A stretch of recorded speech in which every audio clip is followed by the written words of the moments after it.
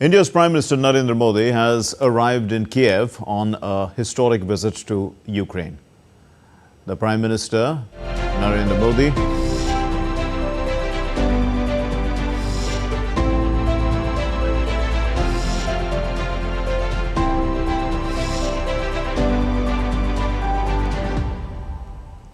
Prime Minister Narendra Modi met Indians and locals on reaching Ukraine. And after concluding his productive two-day visit to Poland, India's Prime Minister Narendra Modi has embarked on this historic visit to Ukraine. This is the first visit by an Indian Prime Minister to Ukraine since its independence from the Soviet Union, which took place in 1991, and after establishing diplomatic ties with India in 1992.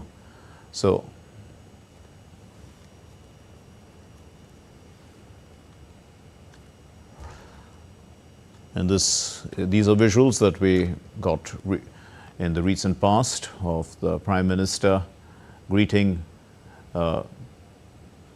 Indian community members at the hotel in Kyiv, and also on his arrival in Ukraine. The Prime Minister, as we remember, traveled by train from Poland, so that is at the station. That is his arrival shots on the left, coming out of the train, which was called Railway 1 as a result of the Prime Minister being on it. And there he is greeted by dignitaries of the Ukrainian government, along with the Indian ambassador. And apart from that, he is on the right. We can see him meeting with the Indian community members at the hotel. And that is always a moment that they cherish. And they look forward to it wherever Indians are across the world, to meet the Prime Minister when he travels to those countries.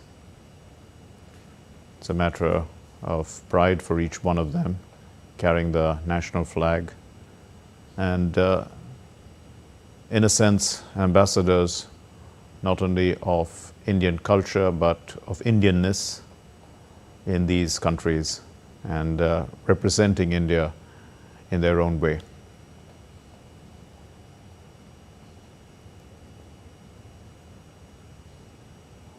So upon reaching the hotel in Kyiv, the Prime Minister was given a grand welcome, as we say, by the Indian community in Ukraine. The Indian community accorded him a warm welcome. This is the first ever visit by an Indian Prime Minister to Ukraine since the establishment of diplomatic relations between the two countries.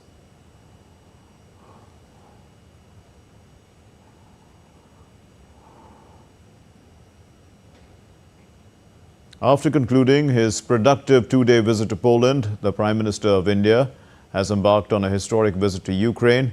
This is the first visit, as we've said, by an Indian Prime Minister to Ukraine since its independence from the Soviet Union in 1991, and after establishing diplomatic ties with India in 1992. Now, Prime Minister Narendra Modi is visiting Ukraine at the invitation of the President, Volodymyr Zelensky. And during his visit, the Prime Minister will be holding talks with the Ukrainian President on strengthening the bilateral relationship and cooperation, and to share perspectives on peaceful resolution to the ongoing Ukraine conflict. In his pre-departure statement, Prime Minister Modi had showed confidence that the visit will serve as a natural continuation of extensive contacts with the two countries and help create the foundation for stronger and more vibrant relations in the years ahead. The Prime Minister traveled to Kyiv from Poland on Rail Force 1 train.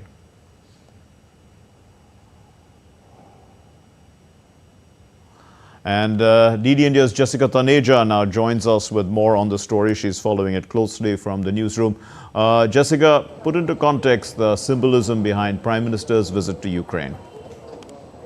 Well, it is a symbolic visit in more ways than one, Mark, because you'd recall only a month ago the Prime Minister was in Russia, but Ukraine, of course, also remained a priority in a sense that the Prime Minister, even in earlier multilateral forums, has expressed his concerns over the fact that the current ongoing war in Ukraine and Russia certainly has changed and altered geopolitics for the worse, if one may say so, as it drags on. And as you and I speak, it still continues, where the Ukrainian occupation in the Kursk region and the Russian occupation in the eastern region of Ukraine. So the battle rages on, but a peaceful resolution is what is expected from this entire conflict in the coming years. But the Prime Minister's visit, of course, is an important and a strategic one.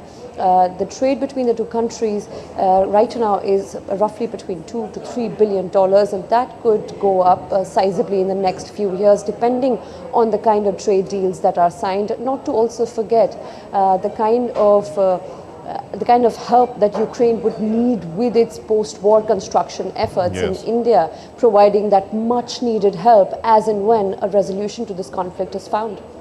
Indeed. So you have touched upon some of the issues that are likely to be discussed. But if we look at some of the substantive issues, what do you think is going to feature in these discussions?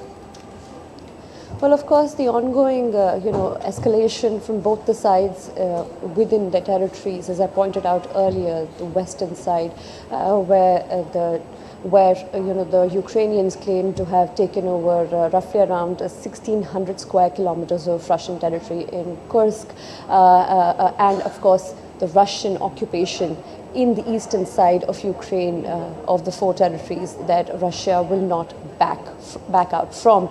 So those particular points of contention still remain, and amidst all of this, the Prime Minister's visit, although will not completely focus on what and how a peaceful resolution can be found. And remember, India in the past has also reiterated the fact that solutions cannot be found on the battlefield, and perhaps this is not an era of war.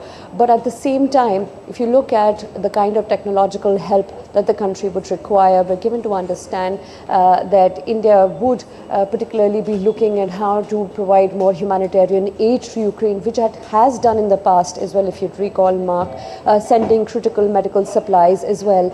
So that has been India's reiterated effort.